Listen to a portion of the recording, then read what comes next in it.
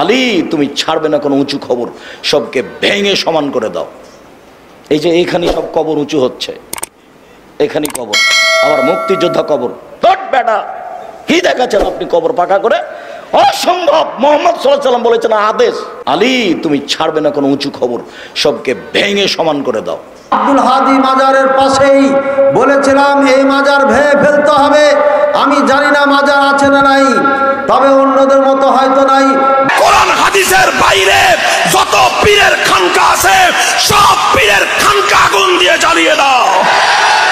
কোরআন হাদিসের সত্যিকার দলিলের বাইরে শায়েখ নামে যত ভণ্ড আছে সব ভণ্ডের আস্তানা গুড়িয়ে দাও।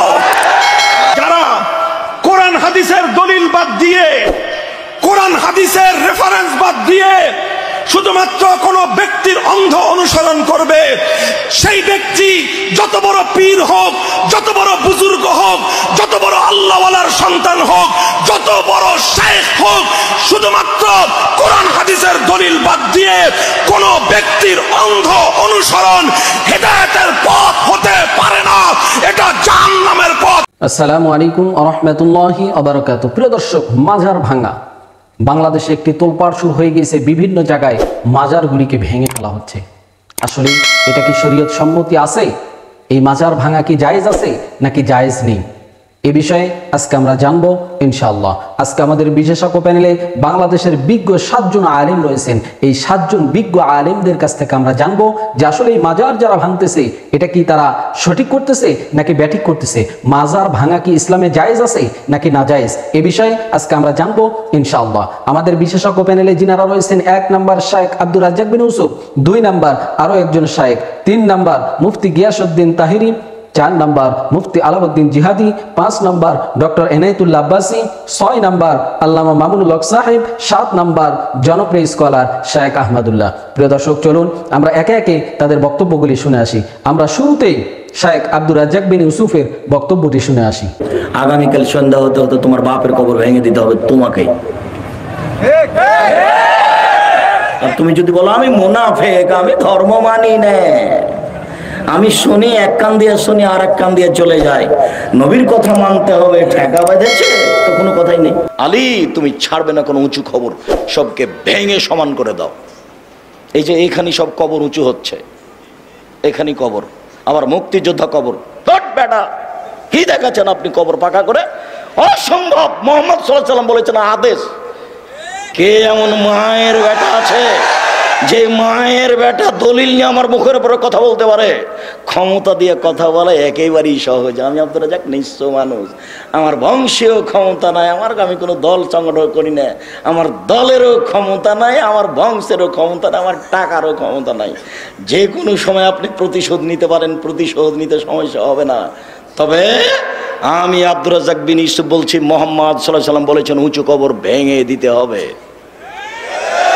এবার বলছি, দেখি কোন মায়ের বেটা এই কথা 19-20 করতে পারে? এমন কোন মায়ের বেটা পৃথিবীতে জন্ম নিয়েছে? তার সাথে আমি মুখামুখি হতে প্রস্তুত রয়েছি। সব ছবি মূর্তি ভেঙে দিতে হবে। তখন আমি বলেছি আমি 2 নম্বর আসামি। 1 নম্বর আসামি কে? মুহাম্মদ সাল্লাল্লাহু আলাইহি ওয়াসাল্লাম। তার যদি ফাঁসি হয় তাহলে আমার আজীবন জেল হবে। আমি মুসলিম চিররণবীর, মরণকে করি না ভয়, মরলে শহীদ বাঁচলে গাজী, আমার উভয় সমান, মরাও যতটুকু বেঁচে থাকা ততটুকু, মরলেই জান্নাতি বাঁচলেও জানে। আমি কোনোদিন হিসাব করি না। আমি 1 নম্বর আসামি নই, আমি 2 নম্বর আসামি। 1 নম্বর আসামি কে? মুহাম্মদ সাল্লাল্লাহু আলাইহি সাল্লাম। জেল ফাঁসি দিয়ে দেন তার। মরা মানুষের ফাঁসি ঘোষণা হয়, হাইকোর্টে ফাঁসি ঘোষণা দিয়ে দিতে হবে। মুহাম্মদ সাল্লাল্লাহু আলাইহি সাল্লামের ফাঁসি ঘোষণা দিলাম আমি জজ। তিনি একবারে জোরালোভাবে আদেশ করছেন, জোরালোভাবে আদেশ, আলী ছাড়বে না কোনো ছবি মূর্তি, সবকে ভেঙে খান খান চূর্ণ করে দাও। আলী তুমি ছাড়বে না কোনো উঁচু খবর, সবকে ভেঙে সমান করে দাও। আব্দুল হাদি মাজারের পাশেই বলেছিলাম এই মাজার ভেঙে ফেলতে হবে। আমি জানি না মাজার আছে না নাই, তবে অন্যদের মতো হয়তো নাই। বিশাল বিশাল এখানে গাছ আছে, কেটে ফেলতে হবে। যদি আপনারা ভাঙতে না পারেন, পারতে না পারেন, তাহলে আমি বলেছিলাম শায়েখ আব্দুর রাজ্জাক বিন ইউসুফ সাহেবকে ডাকবেন, আমাকে ডাকবেন। আজকে বলে যাচ্ছি, এই জিকে ফাউন্ডেশনের যতগুলো বক্তা আছে সবাইকে এই আব্দুল হাদী রাহিমাহুল্লাহর দরবারকে ভেঙে মাটির সাথে মিশিয়ে দেব ইনশাআল্লাহ। আহলে হাদিস সমাজে এমন মাজার থাকতে পারে না যেখানে মানুষ যাবে কিছু পাওয়ার আশাতে। আল্লাহ পাক রব্বুল আলামিন বুঝার তৌফিক দান করুন। ভাইরা আমার, আমাদের মাঝে দেখিয়ে দেন দেওয়ানবাগীর মতো দল তৈরি হয়েছে, আমাদের মাঝে দেখিয়ে দেন কাদিয়ানির মতো কাফের দল তৈরি হয়েছে, আমাদের মতো মাঠ থেকে দেখিয়ে দেন বাংলাদেশে আহলে হাদিস কেউ শিয়া হয়েছে, দেখিয়ে দেন। কিন্তু এগুলো পাওয়া যায় কাদের মাঝে? দেওয়ানবাগী কাদের কাজ কোন দল থেকে বলেন না কেন? যারা চাপাবাজি করছে তাদের মধ্যে কি দেওয়ানবাগী তৈরি হয়েছে? যারা আমাদেরকে অপবাদ দিচ্ছে তাদের দল থেকে আপনার কাদিয়ানি বের হয়েছে, যারা আজকে বাংলার মুসলমানকে কাফের বানিয়ে যাচ্ছে। ভাইয়ার আমার, শাহজালালের মাজার তৈরি করেছে কারা? যারা আমাদের অপবাদ দিচ্ছে। আপনার বায়েজিদ বোস্তামির খানে কচ্ছপ পেলে কচ্ছপকে খাইয়া আপনার আশা পূরণ করে কারা? আক্রোশী বানিয়েছে কারা? চরমনায় কিয়ামতের দিন জাহাজ নিয়ে অপেক্ষা করবে এরা কারা? কিয়াম মিলাদ এই হালুয়া জিলাপি খাওয়া এই প্রোগ্রাম অনুষ্ঠান তৈরি করেছে কারা? মাজার কইতো বন্ড মন্ডর বিরুদ্ধে কইতো। আমাদের দেশে কিছু আছে নামাজ কালাম পড়ে না, হুট করে একটা মাজার কইরালা। আবার অনেক সময় আছে পীরের ফুতি ফিরি হয়ে যায়, যোগ্যতা নাই। এই ব্যাপারে আমাদের অনেক অভিযোগ আছে। পীরের ফুত হইলে পীর হইতে পারবে না যদি তার যোগ্যতা না থাকে। এটা কিন্তু আমাদের স্পষ্ট কথা। আর যেখানে শরীয়তের বাইরে কাজ চলে সেটাতে আমরা সমর্থন করি না। এইটা হয়তো বাইঙ্গে বুঝাই বলতে পারতো। সে বলতেছে এই দেশে যত মাজার আছে, এবং কি বলছে দেখেন, ওই যারা 8 রাকাত পড়ে, 8 রাকাতের আব্বা, ওই 8 টাকা জিডি পরে হেরার বাপ আব্দুর রাজ্জাক বিন ইউসুফ, হেরার বাপে কয় যে এই দেশে যত উঁচু কবর আছে, মাজার তো কই না, উঁচু কবর আসতে বিশেষ করে শাহজালালের কবর। খেয়াল করেন শাহজালাল যদি নাই তো আমরা দুটি পড়লাম হইলে। এই বাংলাদেশে ইসলাম কি জিনিস বুঝলাম না হইলে। কথা কন না কেন ভাই? তরিকাপন্থী ভাইরা কি ঘুমাই গেছেন আপনারা? আল্লাহর ওলির বিরুদ্ধে ষড়যন্ত্র চলতেছে। বলতেছে এদেশে যত কবর আছে, শাহজালালের কবর, গোলাপ শাহর কবর, শাহালির কবর, খাজা গরিব খাজার কবর, সব লাথি মেরে ভেঙে দাও। তাহলে আঘাতটা কি আমাদের পায়ে করছে না কলিজায় করছে? এ আগুন লাগাইতে পারবো আমরা, পানি ডালে ডুস, আমরা তো পানি না ডালতেছি, আগুনটা লাগাইলো কেডা? এরা লাগাইছে না? তো এই জন্য আমরা শুধুমাত্র তারাবিল এর বিরুদ্ধে না, যার আকীদা নবীর সম্পর্কে যাদের আকীদা ঠিক নাই তার পক্ষে আমলের দ্বন্দ্ব লাগানোই কোনো ব্যাপার না। কথা বলেন ঠিক কিনা? নিঃসন্দেহে ওরা চক্রান্তি করে ইসলামের এই বাগানটাকে মসজিদের ভিতরে মুসল্লিদের মধ্যে ভেদাভেদ সৃষ্টি করে দিচ্ছে।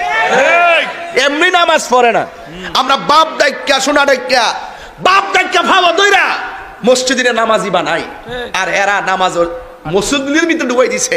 এ বুকের উপরে হাত বাঁধ তৈব, পাও সরাই হার হইতইব, এক শিরার ঘর এক শিরা, পাও সরাই হার হইতইব, বিড়াইতের মতন বুকের উপরে হাত বাঁধতইব। সারা জীবন আমরা পড়লাম পুরুষ আর মহিলাদের নামাজের পার্থক্য কি? মহিলারা নামাজ হাত বাঁধে বুকের উপর, আর পুরুষ বাঁধবে তাহাতা সূরা নাভির নিচে। সারা জীবন পড়লাম, ক্লাস 5-এ থাকতাম না পুরুষের আর মহিলাদের নামাজের পার্থক্য লিখতাম। আর আজকা এরা মহিলা স্বাস্থ্য চাইছে। যে কোনো মাজারে যাওয়া যাবে না, মাজার ভেঙ্গে চুরমার করে দিতে হবে, মাজার ভেঙ্গে সমান করে দিতে হবে, এই ধরনের মেসেজ আপনাদেরকে দিবে এবং বলবে হাদিসের মধ্যে আছে উঁচু কবর ভেঙ্গে সমান করে দাও, সব মাজার ভেঙ্গে সমান করে দাও, এটা হাদিসে আছে। এই মেসেজ আপনাকে দিবে, আপনাদেরকে দিবে। কলেজ ইউনিভার্সিটিতে যে সমস্ত ভাইয়েরা আছেন আপনারা নিশ্চয়ই এটা ইতিমধ্যে পেয়ে গেছেন এই কথাটা। আজকে আমি বিষয়টা একটু শেয়ার করি। মাজার ভাঙ্গার কথা আসলে কি হাদিসে আছে? না। সহিহ মুসলিম, সুনানু আবি দাউদ, মিশকাতুল মাসাবিহ এবং অন্যান্য হাদিস গ্রন্থেও একটা রিওয়ায়াত হযরত আলী রাদিয়াল্লাহু আনহু থেকে বর্ণিত। তিনি একজন তাবেঈকে বলছেন, আমাকে আল্লাহ রাসূল সাল্লাল্লাহু আলাইহি সাল্লাম যেই কাজ করার জন্য আদেশ দিয়েছিলেন, আমি তোমাকে সেই কাজ করার জন্য আদেশ দিচ্ছি, যে মূর্তি পেলে ভেঙ্গে চুরমার করে দিবে, আর উঁচু কবর পেলে সেটা ভেঙ্গে সমান করে দিবে। মানে উঁচু কবর ভেঙ্গে সমান করার আদেশ আল্লাহ রাসূল সাল্লাল্লাহু আলাইহি সাল্লাম দিয়েছেন। এটা সহিহ হাদিস। এই হাদিসটা আপনাকে দেখাবে অ্যাপস থেকে, মোবাইলের অ্যাপস থেকে আপনাকে দেখাবে। দেখুন যে আল্লাহ রাসূল বলছে উঁচু কবর ভেঙ্গে সমান করে দিতে হবে, মাজার রাখা যাবে না। অনেক বক্তারা ওয়াজ করে না যে শাহজালালের মাজার ভেঙ্গে দাও, মাজার ভেঙ্গে দাও, এই ধরনের ওয়াজ কিন্তু অনেকে করে। আজকে আমি সেই ওয়াজটাই করছি। যারা মাজার ভেঙ্গে দিতে চান, আমি আপনাদের শত্রু নই, আপনাদের আমাদের মাঝে মতদ্বন্দ্ব কি নিয়ে সেই মূল পয়েন্ট আপনাদের সামনে তুলে ধরছি। যেই হাদিসের উপরে নির্ভর করে বলছেন মাজার ভেঙ্গে দিতে হবে, সেই হাদিসটা তো আমি শোনাইলাম, শোনাইছি কিনা? মাজার ভেঙ্গে দিতে হবে হাদিস শোনাই নাই আপনাদের? এবং কোন কোন কিতাবে আছে আমি আপনাদের বলে দিয়েছি। আমার যদি উদ্দেশ্য খারাপ হতো বা উদ্দেশ্য প্রণোদিত বা আমার ব্যক্তিগত স্বার্থ হাসিলের জন্য আলোচনা করতাম, তাহলে আমি কিন্তু হাদিস না বইলা একতরফা আলোচনা করতাম। আমি আগে মাজার ভাঙ্গার যে দলিল ওনারা দেয় ওটা আগে শুনাইলাম। এবার আমরা ওই হাদিস পড়ার পরেও কেন মাজার ভাঙ্গি না, বরং মাজার জিয়ারত করতে যাই। আল্লাহ রাসূল বলেছেন উঁচা কবরগুলি ভেঙ্গে সমান করে দাও। ওয়াজ যদি বুঝে থাকেন আমাকে বলুন তো, উঁচা কবরগুলি ভেঙ্গে সমান করে দাও, কথা ঠিক, হাদিস সত্য, কিন্তু বলুন তো এই কবরগুলি কাদের কবর ভাঙ্গার কথা বলা হয়েছে? খুব সূক্ষ্ম পয়েন্ট। হাদিস ভুল না, হাদিস ঠিক, কিন্তু আপনাকে মেসেজ দেওয়া হচ্ছে ভুল। উঁচু কবর ভেঙ্গে সমান করে দেওয়া আল্লাহ রাসূলের আদেশ, আদেশ সঠিক, কিন্তু মুসলমানের কবর ভাঙতে আল্লাহ রাসূল আদেশ দেয়নি। ইহুদিদের কবর ভাঙ্গার আদেশ আল্লাহ রাসূল দিয়েছে। সেই ইহুদিদের কবর ভাঙ্গার হাদিস এখন আল্লাহর ওলিদের মাজার ভাঙ্গার বিরুদ্ধে ব্যবহার করা হচ্ছে। এই হইল হাকিকত। হক্কানি অলিগণের মাজার ভাঙতেছে, বিশ্ব ইসলামের ফয়সালা কি? দেখুন ভাই, আল্লাহওয়ালা বুজুর্গ ব্যক্তির মাজার যেখানে, ওখানে ভাঙ্গা, হাত দেওয়া চরম বেয়াদবি। তবে যে মাজারগুলোতে শিরক হয়, বেদাত হয়, কুফরি কাজ হয়, ওগুলোতে আপনারা কমিটি করে দিবেন যেন শরীয়ত বিরোধী কোনো কাজ না হয়। শুধু জিয়ারত হবে। কি হবে? জিয়ারত হবে। আর যদি কেউ সাজদা করে, ব্যক্তিগতভাবে ওই শয়তানটারে দৌড়া লাগান। কেউ যদি যায় কি করে, কপাল ঘষে, সাজদা করে, শিরক করে, ওইটারে ধইরা প্রয়োজনে লটকায়া দৌড়া লাগায় দেন। এটা হবে কাজের কাজ। কিন্তু তাই বলে আল্লাহর ওলিদের মাজারগুলো ভেঙে ফেলবেন, এটা একটা চরম বেয়াদবি এবং গর্হিত অপরাধ। এই কাজটি কখনো করার চেষ্টা করবেন না। তা তো প্রশ্ন চলে আসে যে আপনারা মন্দির পাহারা দিবেন, ওইখানে কি সেরেক হয় না? না বড় সেরেক হয়। তা আল্লাহর ওলিদের মাজারগুলো কেন ভাঙবেন? বরং ওখানে সংস্কার করতে পারেন, ওখানে কমিটি বানায় দিতে পারেন, ভালো মানুষ নিয়োগ দিতে পারেন, যেন ওখানে আগরবাতি মোমবাতি না থাকে, কেউ যায় যেন সাজদা না করে। সেই কবরগুলোকে যারা পাকা করেছে অনেক বড় গুনাহের কাজ করেছে। সেই কবরগুলোর উপর যারা দালান কোঠা নির্মাণ করেছে, কোন ইমারত নির্মাণ করেছে, সুস্পষ্ট আল্লাহর নবীর সহিহ হাদিস লঙ্ঘন করে তারা বুজুর্গদেরও অভিশাপ কুড়িয়েছে, আল্লাহর নবীর হাদিসের বিরোধিতা করে তারা বড় ধরনের পাপ করেছে। এই সব কথাগুলি তার আপন জায়গায় সঠিক। তবে মনে রাখতে হবে, এই সকল বড় বড় বুজুর্গ, শাহজালাল মুজাররদি আমানি, খানজাহান আলী, শাহ ফারান রহমতুল্লাহ আলাইহি, বায়াজিদ বুস্তামি, সমস্ত বড় বড় বুজুর্গ যাদের কবর পাকা করেছেন, এই কবরগুলো এই সমস্ত বুজুর্গরা পাকা করেন নাই। পাকা হয়েছে ওনাদের মৃত্যুর আগে না পরে? তাহলে মৃত্যুর পরে যেটা পাকা হলো ওটা ওনারা করছেন না পরবর্তীতে কেউ করেছে? পরবর্তীতে যারা করেছে তারা ভুল করেছে, অন্যায় করেছে। তারা যখন অন্যায় করেছে, এরপরে সেই বুজুর্গদের কবরগুলোকে কেন্দ্র করে শিরক বেদাতের আখড়া বসিয়েছে কিছু মানুষ। কাজেই এই ক্ষেত্রে আল্লাহর সিরাত অনুযায়ী আমাদের কর্মপন্থা হতে হবে আমাদের এই সকল কবরগুলো থেকে শিরক এবং বেদাত নির্মূল করতে হবে, এমন ভাবে করতে হবে যেন মানুষ বিভ্রান্তির শিকার না হয়। কেউ যেন প্রকৃত অর্থে আমরা যারা শাহজালালের উত্তরসূরি, প্রকৃত অর্থে আমরা যারা শাহজালাল থেকে আল্লাহু আকবারের ধ্বনির শিক্ষা গ্রহণ করেছি, প্রকৃত অর্থে আমরা যারা শাহজালালের চেতনায় উদ্বুদ্ধ হয়ে গৌর গোবিন্দদের বিরুদ্ধে রুখে দাঁড়াবার প্রেরণা পেয়েছি, কেউ যেন আমাদের বিরুদ্ধে বিষোদ্গার করার সুযোগ না পায়, সেই বিষয়ে খেয়াল রাখতে হবে। এজন্য বুজুর্গদের কবরগুলোর সঙ্গে এমন কোন আচরণ করা যাবে না যাতে সাধারণ মানুষ, মূর্খ মানুষ, অজ্ঞ মানুষরাও মনে করতে পারে যে ইনারা বুজুর্গদের সঙ্গে বেয়াদবি করতেছে। এমন কোন আচরণ করা যাবে না। বুজুর্গদের কবরকে বাদ দিয়ে আশেপাশে যত শিরক বেদাত আছে, এই সকল শিরক বেদাত এগুলোকে বন্ধ করার ব্যবস্থা করতে হবে। যারা গাঞ্জা খায়, বড় বড় বুজুর্গদের কবরে এই গাঞ্জাখুরি বন্ধ করতে হবে। নারী পুরুষের অবাধ মেলামেশার যে আয়োজন করে বুজুর্গদের কবরগুলোকে যারা অপবিত্র করছে, সেই অপবিত্র কর্মকাণ্ড বন্ধ করতে হবে। কোরআন হাদিসের বাইরে যত পীরের খানকা আছে, সব পীরের খানকা আগুন দিয়ে জ্বালিয়ে দাও। কোরআন হাদিসের সত্যিকার দলিলের বাইরে শায়েখ নামে যত ভণ্ড আছে, সব ভণ্ডের আস্তানা গুড়িয়ে দাও। যারা কোরআন হাদিসের দলিল বাদ দিয়ে, কোরআন হাদিসের রেফারেন্স বাদ দিয়ে শুধুমাত্র কোন ব্যক্তির অন্ধ অনুসরণ করবে, সেই ব্যক্তি যত বড় পীর হোক, যত বড় বুজুর্গ হোক, যত বড় আল্লাহওয়ালার সন্তান হোক, যত বড় শায়েখ হোক, শুধুমাত্র কোরআন হাদিসের দলিল বাদ দিয়ে কোন ব্যক্তির অন্ধ অনুসরণ হেদায়েতের পথ হতে পারে না। এটা জাহান্নামের পথ। মাজার ভাঙার ডাক দিচ্ছেন কারা? বাংলাদেশে উল্লেখযোগ্য যে সমস্ত ওলামা ইকরাম আছেন, পরিচিত যেই কোনো ঘরানার যে কোনো চিন্তা বা মত পথের বা যে কোনো দৃষ্টিভঙ্গির আলিম হন না কেন, কোনো আলিম এই ডাক দিয়েছেন কিনা, দিলে কোথায় কখন দিয়েছে আমাকে একটু জানাবেন। দেখুন, এদেশে সংখ্যালঘুদের উপর আক্রমণ করা হয় এবং সেই আক্রমণের যে দোষ, সে উদুরপিণ্ডি বুদুর ঘাড়ে চাপানো হয়। ঠিক একইভাবে এই মাজার ভাঙার ক্ষেত্র আমরা লক্ষ্য করেছি। পরিষ্কারভাবে আমরা বলতে চাই যে কোনো মুসলিম নামধারী নিজেকে, যিনি মুসলমান দাবি করছেন, তিনি যদি শিরকে লিপ্ত হন, তাহলে সেক্ষেত্রে তাকে আমাদের দাওয়াত দিতে হবে, সংশোধনের পথে আহ্বান করতে হবে।